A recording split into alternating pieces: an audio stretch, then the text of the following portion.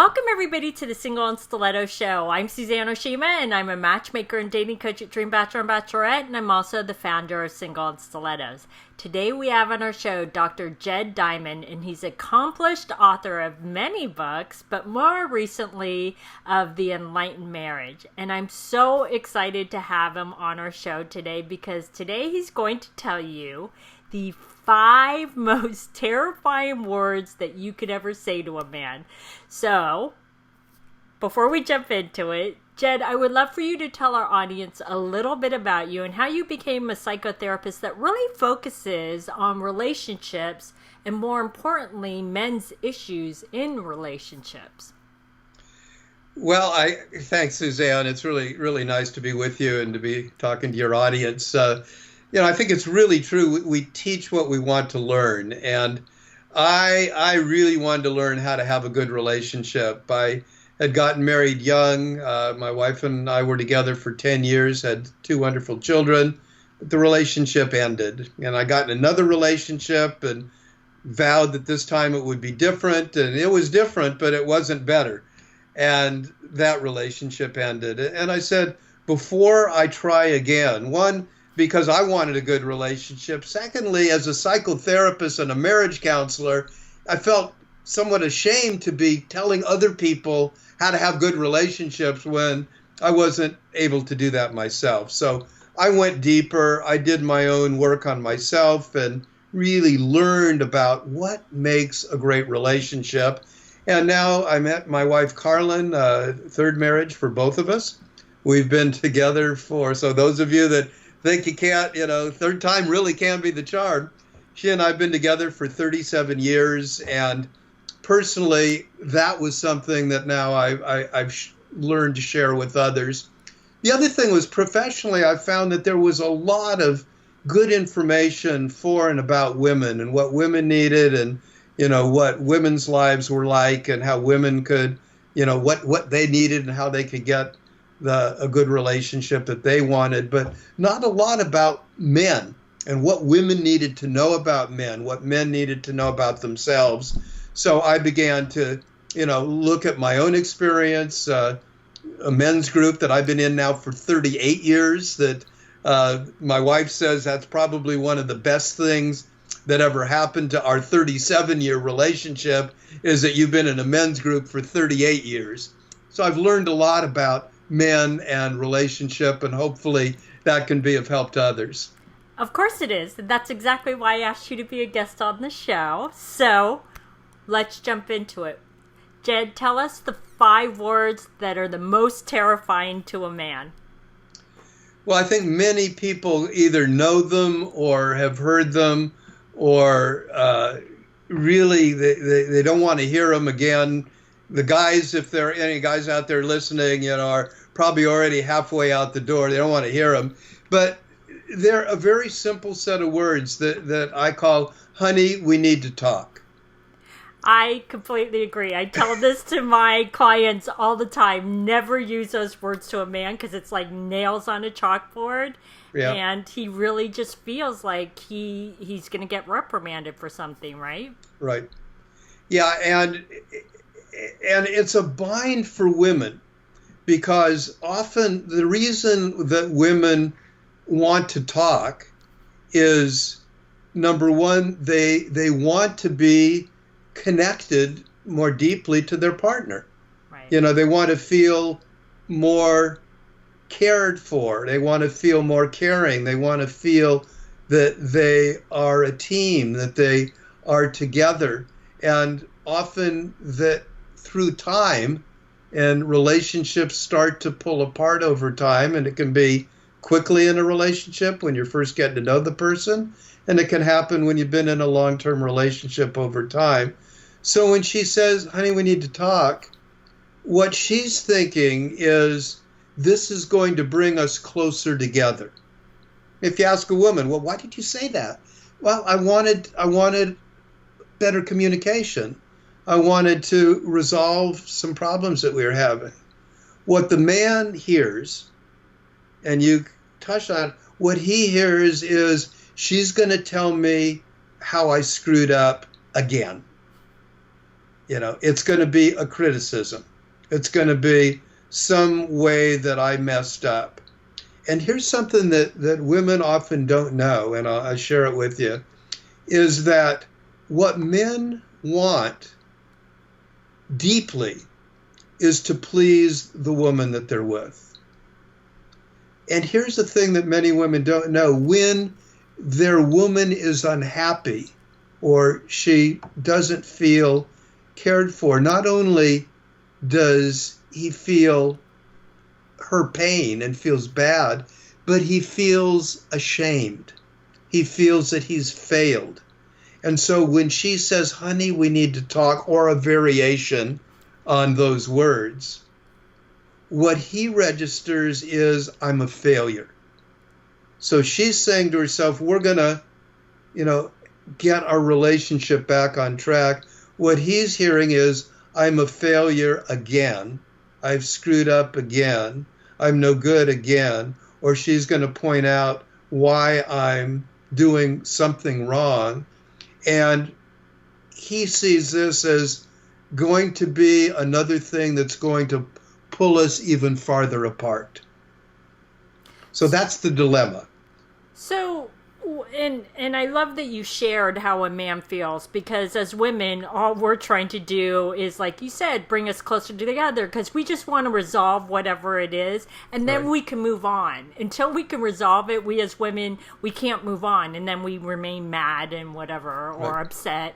But there are times, quite honestly, Jed, and I'm sure you'll agree, even as a man, that there are times you need to talk in a relationship. So what's a better way a woman can bring something up to the man that she's with so that it doesn't sound like he's going to get reprimanded or criticized or put down for what he's done? So how can she bring it up so that he's open to the communication?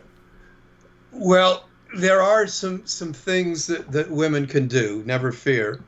And one of them is this, is that if you think about it, and you and I are doing it right now, we're looking at each other, even though we're doing it, via a computer. I can see your eyes, you can see my eyes.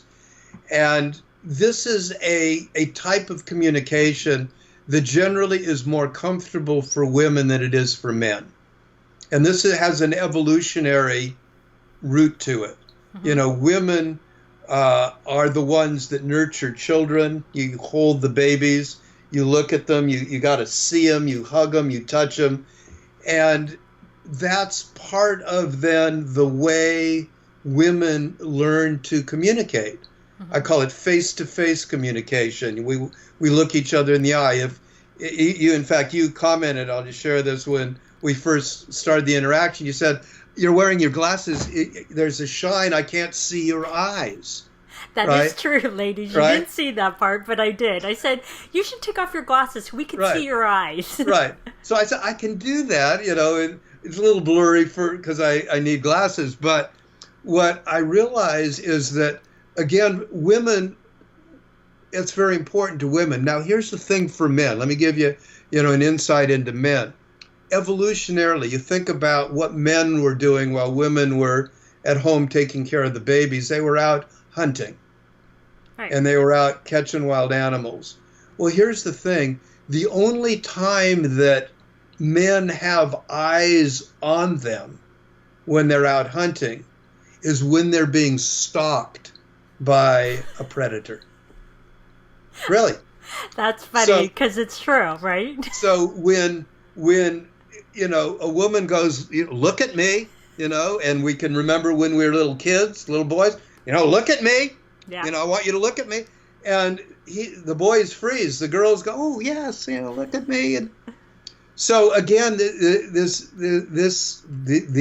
are things to know. So here's the take home with that. I tell my couples, if you want to talk to a guy, and not all guys, I mean, I have a brain that's more like a female brain. I'm a therapist. I talk a lot face to face. It's easy for me. So, but for most men, many men, think about it, if he is having trouble hearing you when you talk, instead of sitting down face to face, I say go for a walk.